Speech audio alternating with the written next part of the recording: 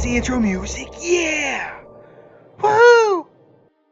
Hey everybody, welcome back, and today we're actually going to take a video. I had something else planned. I pushed it back a little bit. Don't worry, that video is still coming. But I have a section in my Discord where I really encourage people to reach out to get your questions answered. And I try to answer my YouTube comments and Facebook, and as you can imagine, there's a lot of them. But at the same time, answering your questions and making videos on things that y'all would like is, well, beneficial to both of us. And those who don't know, yes, in my Discord, you can find this channel, which is Video Ideas for CCs, which isn't just me, by the way.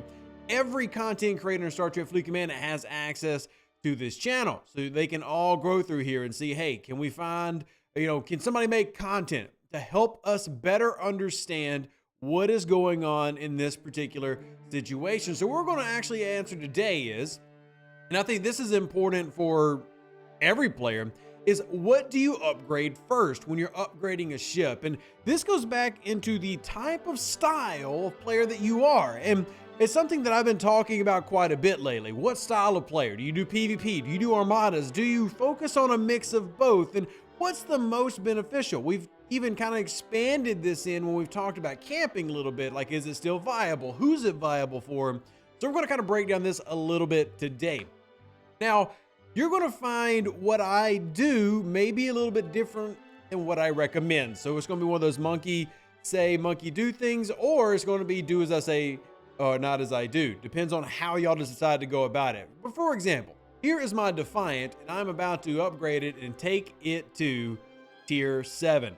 And I'm happy about it, but I waited for the warp one to be the very last. Why did I wait for the warp to be last? Because now it's warp 170, and that helps out a lot. Now, you can't get the Defiant to tier 7 until you go up here to Ops 46 anyway, but the point is, why did I choose to upgrade that last for this particular ship? So let's start talking about styles, because you did see that I picked up my Pylum tier 5, and now it's a naked tier 5. Like, where would I go first if I was to upgrade the Pylum? Which obviously I will keep doing. I've already talked about tier 7 being my minimum goal, tier 9 probably my long-term goal that I really want to reach out for.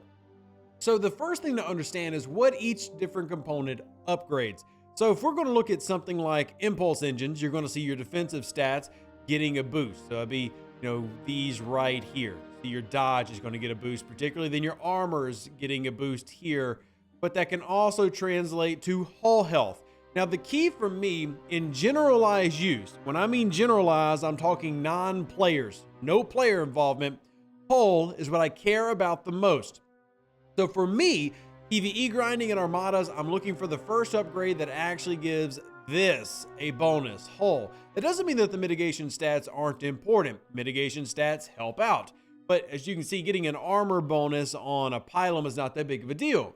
Why? Because the Pylum's an interceptor. So its main stat is actually its dodge, and it's actually weighted in favor of dodge. So getting a boost to that is not really going to do much, but the hull health will help mean or translate to more survivability in the game.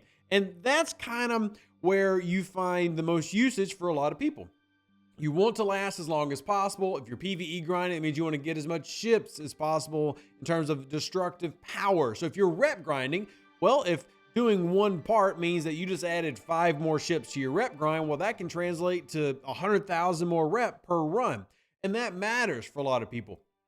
The key, though, is each ship can be slightly different in where it has more value. So the first thing to think about is, what is your personal style? If you're more of a PvE and PV, P player is secondary, well, then you're not really going to worry about the hull health as much. You still should worry about it. Please don't ignore it. But you're not going to go focusing in on it like I would. If you are a PvP player, though, now is where you need to get even more specific in, okay, let's look at the weapons and firing pattern.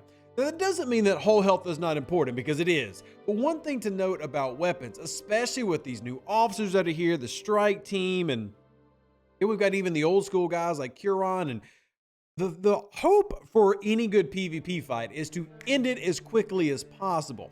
So let's use a ship that has a very drastic weapons difference that also gets used for PvP and has been the highlight of many things recently. Let's take a look at the Vidar.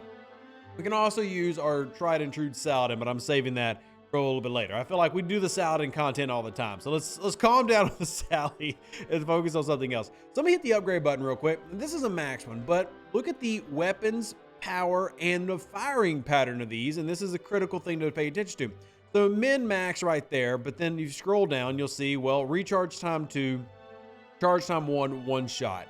Come down to the photon, charge time 2, 1 and 1. And then the railgun, which is the big one, takes 3 to charge, but it punches really freaking hard. Look at the amount of damage that you can do from this. So imagine hitting a critical with this. And what you'll find is there are a lot of ships that actually have big guns, and it depends on what ship you're going after. The most famous big gun of all, or at least the one that most people remember from days past, is the Saladin. It has the big kinetic torpedo that you see. This tier 2 one going to tier 3's it's the same as the Vidar's railgun basically. Charges every 3 rounds, punches really hard. So this is the one where round 1, round 4, bam, we're hitting as hard as possible. So if you're looking at it from a PvP perspective, you really want to take that biggest weapon and upgrade it first. And the reason this is kind of a discussion that we have to have is, let's just be honest. You're probably not going to do like Rev did when you're upgrading a ship. Like Rev got the Pylum, and within a month, I had saved up because I had been saving for a long time, and I took it to tier 5 all at once, blew it all on a leaderboard. But most players are sitting out there and you're getting a new ship and you're working at it component by component by component, which is completely fine. I mean, that's a normal way to go about it. There's nothing wrong with that strat. That doesn't mean you did anything wrong. But because of that, each part can have particular value based on what your style is, and also particular to what ship you're on. There are some ships that some of their weapons are just trash. There are some ships that some of their weapons aren't trash. So for example, let's keep with the Saladin. The energy weapon just not very good. It's okay, and it fires every round. Consistency's nice. But we all know that when it comes to the Saladin, the railgun, or I'm sorry, the big photon torpedo is what you really want to get the value in. So you upgraded that first, and then you're probably going to come over here and look at the engines and the cargo bay and get all these. And those might be last, but in terms of like actual improving your battle components, phasers probably the last thing you do.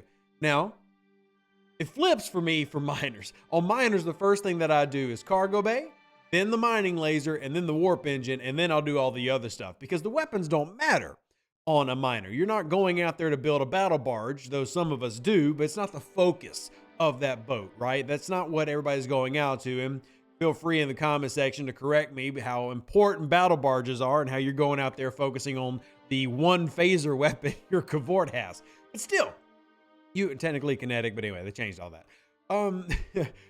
All of this aside, it comes down to strat. The simple answer is upgrade the hull health first. But then there's a third aspect of this that we need to discuss real quick, especially with specialty ships.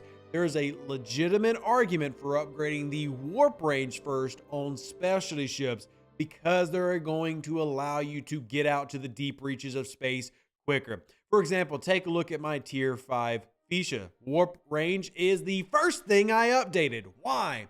Tier 5, scroll on down, look at this warp range, 108. Doesn't seem like a lot when I just showed you that my Defiant is now up to 170, but the Fuchsia as a player in the 30s is something to look into that gives you incredible warp range early on. And the more research you do with some of these ships, the more important that can be. Some of these things that can get you access to parts of the game that you can't get access to might be a great reason to focus on upgrading warp range first. You take a look at the Meridian. Well, we know what the Meridian does, but getting the Meridian's warp range up here might actually be a little bit more important than maxing out its mining laser and everything first, because people talk about using it for deep space mining. And then, real quick PSA. I'm not a fan of using the Amalgam Meridian to mine in deep space. There's not enough 4-star nodes. So don't be mad if somebody goes and slaps you off of it to put a real miner out there. But real quick, you can definitely use these things to mine out in deep space, okay? So because of that, warp range might be more important. So one, think of the strategy that you want to employ in using these. Generally speaking, hull health is always best. And there's 2 ways you get hull health for every ship. And we'll swap it out to a ship that's not max so we can kind of give an example. For example, the Augur. So look at the Augur real quick. armor, bam, whole health right there. The second way that ships get whole health is the level. As you XP level it up, ships get more whole health. Let me show you with a ship that actually has some XP that I can give it. My Saladin does, because it is tier 2. I'm trying to level it up to get parts for my pylon. Let's hit the upgrade real quick. Watch the health. Up it goes, leveling up. So whole health in general is going to be valuable for you for anything that you're doing. PvP, Armadas, PvE, valuable. There are some times where the warp engine might be more important depending on the type of ship. And if you're a PvP player, a big weapon might be your go-to.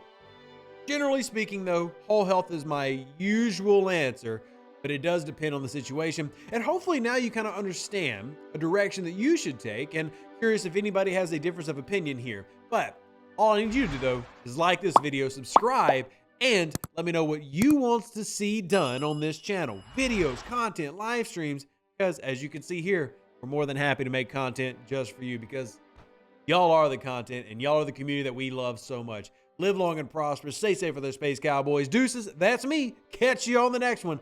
Thanks for watching. An even better outro than the intro. For the Empire and glory to your house.